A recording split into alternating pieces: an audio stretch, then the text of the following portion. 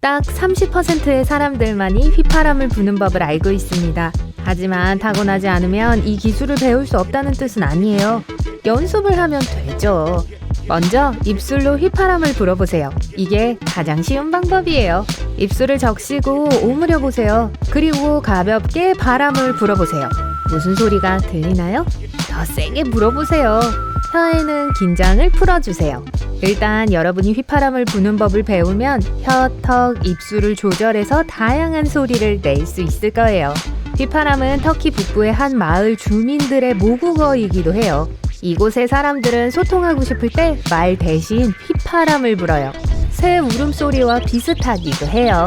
눈썹 한쪽만 올려보세요. 잘 안 돼도 걱정하지 마세요. 여러분만 그런 게 아니니까요. 전 세계 인구의 4분의 1 미만만이 할 수 있는 기술이에요.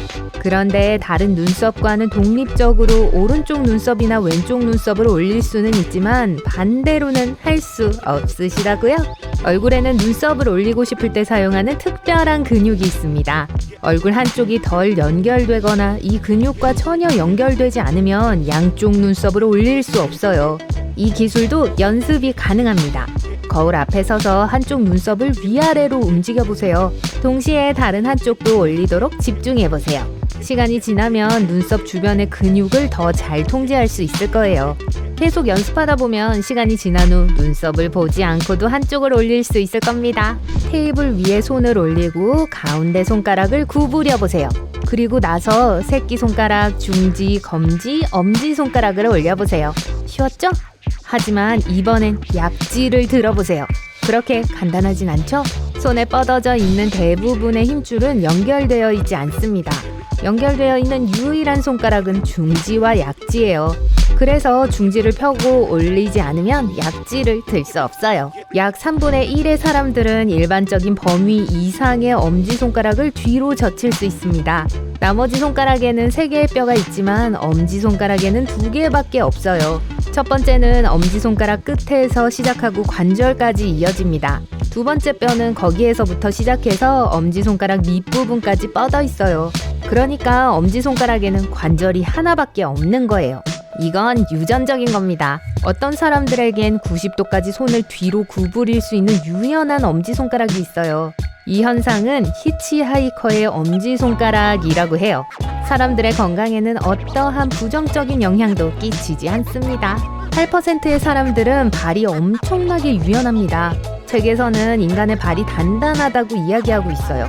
그래서 지형을 걸을 때 더 효율적으로 걸을 수 있죠. 그러나 유인원들은 나무를 타고 올라가 나무 꼭대기에서 이동할 때 가지를 움켜쥐기 쉽도록 발이 구부러집니다.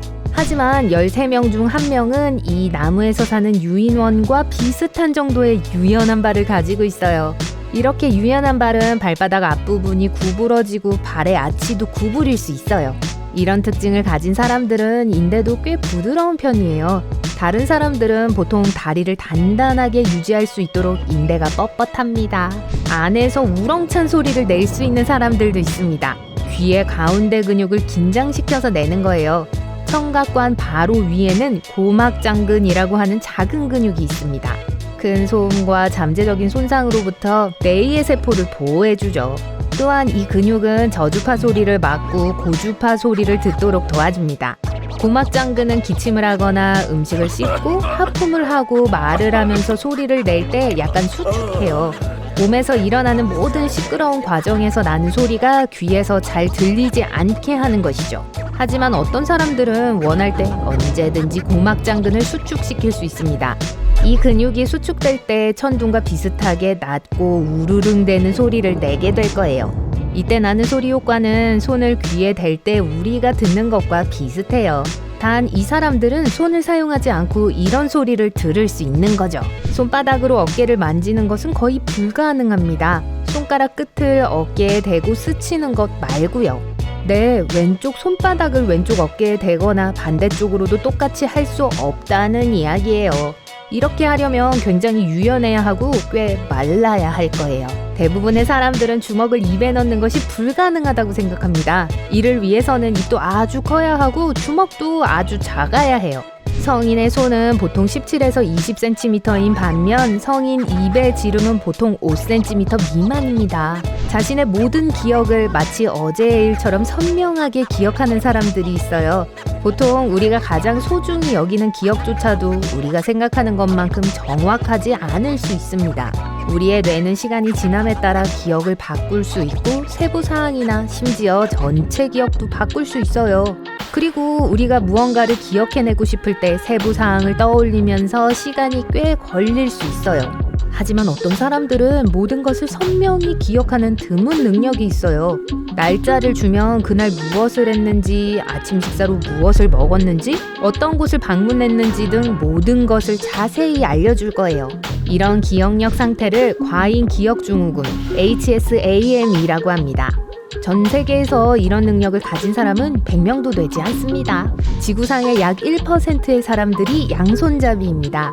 양손잡이는 양손을 똑같이 잘 사용할 수 있는 사람들로 어느 한쪽만 편안히 사용할 수 있는 게 아니에요. 생물학적 관점에서 보면 양손잡이는 그 사람의 좌뇌와 우뇌가 거의 대칭이라는 뜻입니다. 왼손잡이들도 비슷해요.